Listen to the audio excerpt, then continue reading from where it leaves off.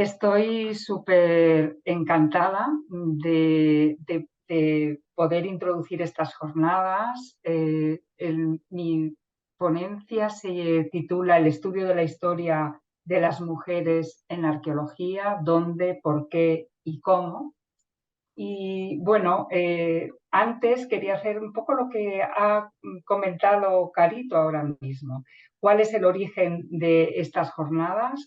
Es pasar o traspasar la experiencia que hemos adquirido desde el proyecto Arqueólogas, que es un proyecto dirigido por la Universidad de Barcelona, sobre la historia de las mujeres en la arqueología. Entonces, en este proyecto en el que hemos estado trabajando un conjunto de unas 20 personas, mujeres y hombres, hemos podido conseguir reunir un montón de biografías de mujeres, casi 180 creo que están ahora mismo en nuestra página web, y hemos escrito también este libro en el que hay pues 29 artículos, 55 autoras, autores, bueno, sobre la historia de las mujeres en la arqueología española. Esto es el origen, digamos, de esta idea de traspasar todo lo que hemos hecho o los logros que hemos podido avanzar a otras partes del mundo y en concreto a Sudamérica. Y con esto, pues con la colaboración entre Carito y yo, Carito Tavera y yo, pues hemos ideado o ideamos estas jornadas. Bueno, ¿por qué? ¿Cuál es el punto de partida? Pues la arqueología latinoamericana hoy está pasando por todo un despertar crítico sobre su composición social, sobre su contexto histórico y político y también de género. Hay también toda una serie de reclamos sobre los derechos de las mujeres y este interés en ver la arqueología como ciencia en su contexto histórico, no solamente como una serie de hechos. Y a la vez también ha surgido la arqueología de género, pero no solamente la arqueología del género en el pasado, sino también en la historia de las disciplinas, y esto significa la recuperación de todas estas historias de mujeres o de mujeres trabajando en la disciplina que no suelen estar en las historias de la arqueología. Entonces, el objetivo de esta jornada es reflexionar sobre historias, procesos y balances, compartir experiencias, repensar el papel que han tenido las mujeres en la historia de la disciplina y profundizar sobre resiliencias, cambio, diferencia, interseccionalidad y un montón de otros conceptos que irán saliendo a lo largo de esta jornada. Como ha explicado Carito, el programa empezamos en la parte sur de Sudamérica con primero Argentina, después pasamos a Chile y después Uruguay, para después del descanso continuar con la parte occidental de Sudamérica o centro occidental con Bolivia, Perú y después con Ecuador, para terminar en la parte norte y este con Brasil, Colombia y Venezuela. Bueno, no son todos los países, pero son, bueno, una selección bastante amplia. Bueno, el estudio de las historias de las mujeres en la arqueología, ¿dónde? ¿Dónde empieza? Y esto ya está muy en relación con el título de mi ponencia y de esta introducción. Pues empieza en el mundo anglosajón y también de forma paralela en Escandinavia y un poco más tarde en España. Esto estamos hablando de los años 70, 80 y después 90, Bueno, habría que preguntarse por qué en estos países. Bueno, pues porque la arqueología, como hemos ya dicho, como he dicho anteriormente, no es una disciplina que se desarrolla en un contexto neutral, sino que está totalmente relacionada con el contexto sociohistórico, político, económico en el que se encuentra, que influye en el devenir de la arqueología y de cualquier otra disciplina. Este contexto político de este temprano interés de estos primeros países está, o lo podemos contextualizar en estos países que he señalado, pues en primer lugar, por la Guerra Fría, las guerras de Vietnam, que hace que surja una nueva generación que no ha vivido, que no ha experimentado la Segunda Guerra Mundial, pero que les están enviando a la guerra. Todo esto lleva a una serie de protestas sociales, de cambio de mentalidad en la juventud, que amplía, que intenta romper con la tradición. Dentro de esto también no podemos ocultar que el imperialismo y el poderío económico hace que haya una gran cantidad de arqueólogos, porque hay dinero en el país y hay una gran cantidad de departamentos de arqueología, de museos, etcétera, sobre todo hablando de Estados Unidos, pero no solamente Estados Unidos, todos estos jóvenes que huyen de las guerras de Vietnam, que se van muchas veces a países anglosajones y también entonces llevan todas estas ideas.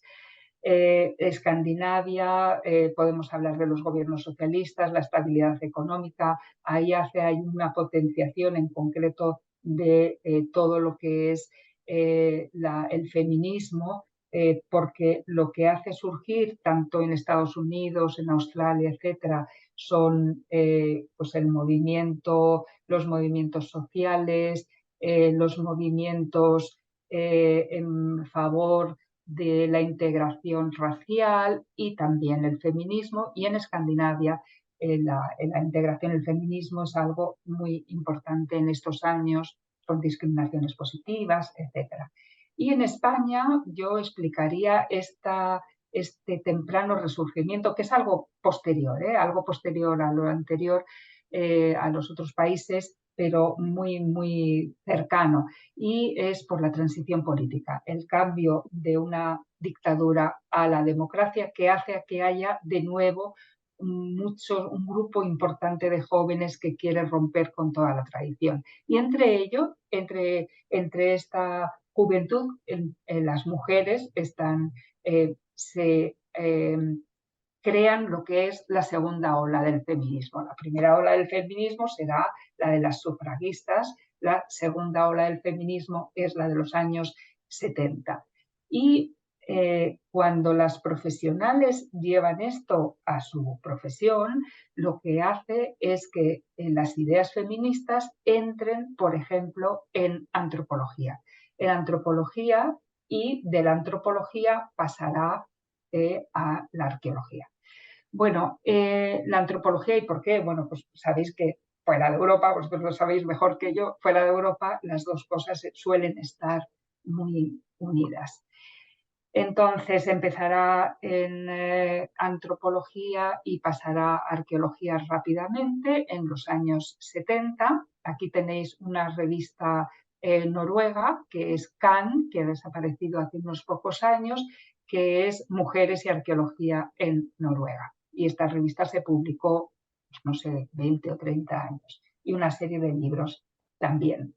Bueno, una cosa es hablar de las mujeres, como está ocurriendo entonces, otra cosa es ya la arqueología de género, que también influirá en cómo se piensa en la historia de la arqueología en los años 80, que surge, es más tardía que en la antropología, y hay toda una serie de reflexiones de por qué es esto, es por el poderío de la nueva arqueología, pero a finales de los años 80 surge, bueno, en Estados Unidos se organiza una reunión que terminará en la publicación de Engendering Archaeology por Gero y Conkin. Bueno, en este en este surgimiento de ideas, de estudio de la mujer en el pasado, del género, influye también en cómo las mujeres empiezan a verse a sí mismas. Más mujeres están yendo a la universidad, pero se dan cuenta que no tienen las mismas oportunidades. Es decir, y el feminismo lo que está haciendo es que tengan conciencia de ello. Y en los años 80 las mujeres comienzan a documentar los problemas que tienen y empiezan a recopilar datos y hacer análisis estadísticos a través de encuestas, empiezan a ver quién está ganando las becas y los proyectos, etcétera. Y bueno, empezará una serie de publicaciones en los años 80 sobre el estatus de las mujeres en arqueología y sobre el empleo, estatus, etcétera. Ya veis, y algunas ideas como eso, la arqueología como el vaquero, como el cowboy, ¿no? Las consecuencias de un estereotipo profesional. Bueno, cuando esto se lleva, bueno, esto también pasa, ya digo, en Estados Unidos, Australia y Europa, y empiezan entonces a hacerse reflexiones sobre ya la historia del estatus de las mujeres en ese momento. Se pasa también a la historia de la arqueología, y ya van apareciendo algunos trabajos en algunos de estos libros coordinados. Y bueno, pues empieza una serie de libros también a aparecer a partir de principios de los años 90 sobre mujeres en arqueología, sobre la zona de Nuevo México o algunos más generales.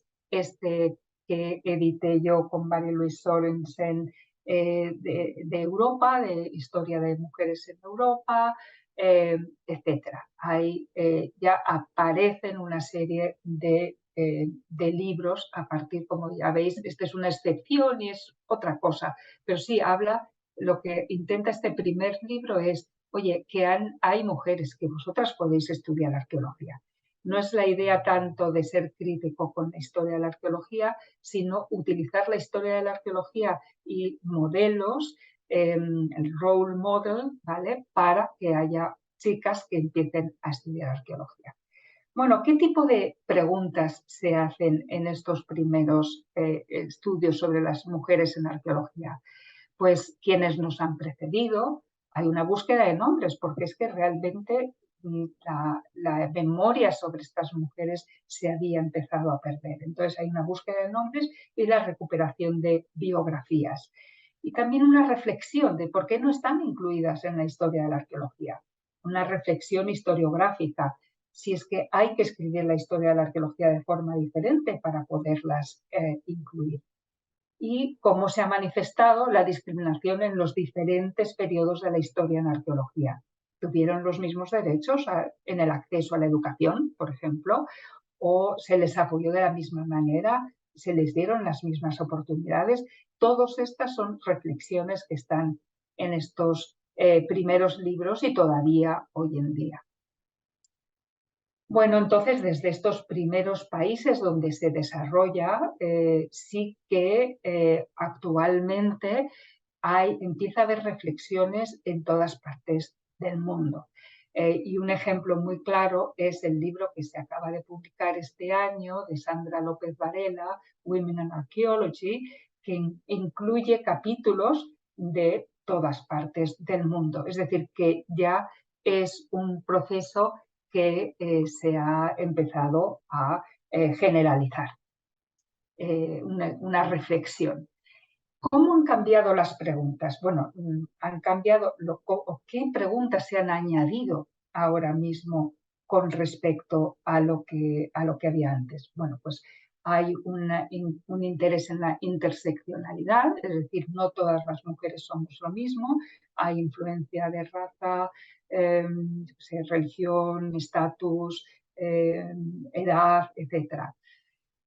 Después, yo creo que una cosa que desde Sudamérica podéis realmente enseñarnos mucho a mujeres de otras partes del mundo o a las personas que estemos haciendo la historia de las mujeres en otras partes del mundo es lo que nos puede aportar la perspectiva feminista postcolonial.